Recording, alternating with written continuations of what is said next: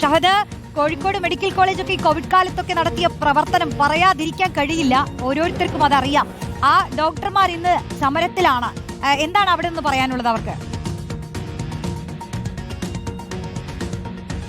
റോഷി, നമുക്കറിയാം കോഴിക്കോട് മെഡിക്കൽ കോളേജിനെ സംബന്ധിച്ചിടത്തോളം കോഴിക്കോട്ടെ മാത്രം ആളുകളല്ല കോഴിക്കോട് മെഡിക്കൽ കോളേജിൽ എത്തിച്ചേരുന്നത്. മറ്റ് ജില്ലകളിൽ നിന്ന്, പ്രത്യേകിച്ച് വയനാട്, മലപ്പുറം, കണ്ണൂർ, കാസർഗോഡ് ഉൾപ്പെടെയുള്ള ജില്ലകളിൽ നിന്നുള്ള ആളുകൾ എത്തിച്ചേരുന്ന ഒരു മെഡിക്കൽ കോളേജാണ്.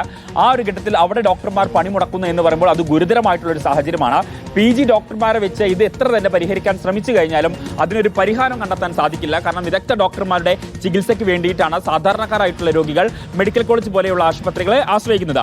നമുക്ക് ആദ്യം തന്നെ ജസ്റ്റ് ഒന്ന് ഇത് പറഞ്ഞു പോവുകയാണ്. ഇവരുടെ പ്രധാനപ്പെട്ട പ്രതിസന്ധികൾ എന്ന് പറയുന്നത് ഈ പുതിയ സർക്കാർ മെഡിക്കൽ കോളേജുകളിൽ അധ്യാപകരുടെ ഗുരുതരമായ കുറവുണ്ട്, പുതിയ കോളേജുകളിൽ അപൂർണമായ അടിസ്ഥാന സൗകര്യങ്ങളുണ്ട് തുടങ്ങി നിരവധി ആവശ്യങ്ങൾ ഇവർ പറയുന്നുണ്ട്. ഇതിൽ ഏറ്റവും പ്രധാനപ്പെട്ടത് 4 വർഷം 9 മാസത്തെ നൽകാത്ത ശമ്പള കുടിശ്ശിക, അത് എത്രയും വേഗം കൊടുത്തു തീർക്കുക തുടങ്ങിയ ആവശ്യങ്ങളാണ് ഡോക്ടർമാർ മുന്നോട്ട് വെക്കുന്നത്. റോഷി സൂചിപ്പിച്ചതുപോലെ തന്നെ കോവിഡ് കാലത്തെ കോഴിക്കോട് മെഡിക്കൽ കോളേജിലെ ആരോഗ്യ പ്രവർത്തകർ വലിയ രീതിയിൽ ലോകത്തൊന്നാകെ ശ്രദ്ധിക്കപ്പെട്ട ആരോഗ്യ പ്രവർത്തകരാണ്.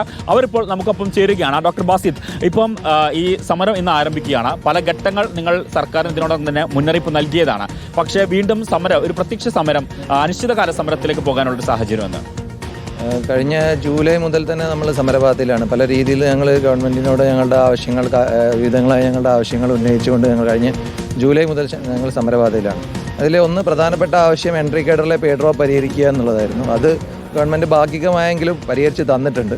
പക്ഷേ ഏറ്റവും പ്രധാനപ്പെട്ട ആവശ്യമായ ശമ്പള കുടിശ്ശിക, 4 വർഷം 9 മാസത്തെ ശമ്പള കുടിശ്ശിക നൽകുക എന്നുള്ള ഒരു ആവശ്യം ഇപ്പോഴും ഗവൺമെൻറ് അതിനോട് നിഷേധാത്മക സമീപനമാണ് പുലർത്തുന്നത്. നിങ്ങൾക്കറിയാം, കോവിഡ്, നിപ്പ പോലുള്ള മഹാമാരികളിലൂടെ വേട്ടയാടിയ സമയത്ത് മറ്റു പലരും വീടുകളുടെ അകത്തളങ്ങളിൽ അതിൻ്റെ കംഫർട്ടുകളിൽ ഇരുന്ന സമയത്ത് ഡോക്ടർമാർ രാപ്പകലില്ലാതെ ഈ ആതുരാലയത്തിൽ ജോലി ചെയ്യുകയായിരുന്നു.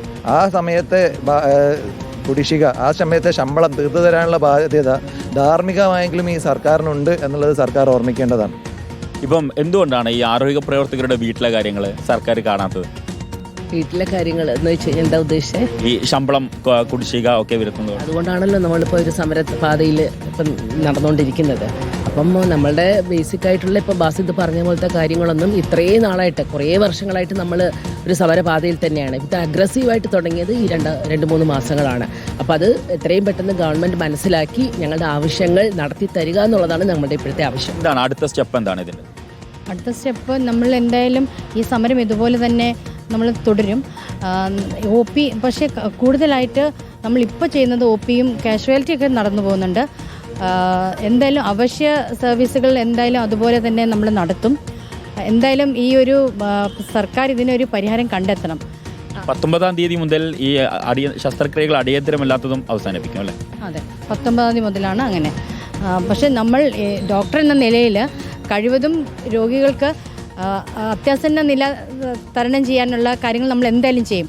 നമുക്കൊരു മനസ്സാക്ഷി ഉണ്ടല്ലോ ഡോക്ടർ എന്ന നില. അതുകൊണ്ടാണ് നമ്മൾ ഈ ഒരു ആതുര ശുശ്രൂഷ രംഗത്ത് വന്നത്. നമ്മൾ എന്തൊക്കെ പറഞ്ഞാലും എപ്പോഴും ആ ഒരു ചിന്ത നമ്മുടെ മനസ്സിൽ ഇപ്പോഴും ഉണ്ട്. നമ്മൾ പക്ഷേ സർക്കാർ ഇത് കണ്ടുകൊണ്ട് നമുക്കൊരു സൊല്യൂഷൻ കണ്ടെത്തണം.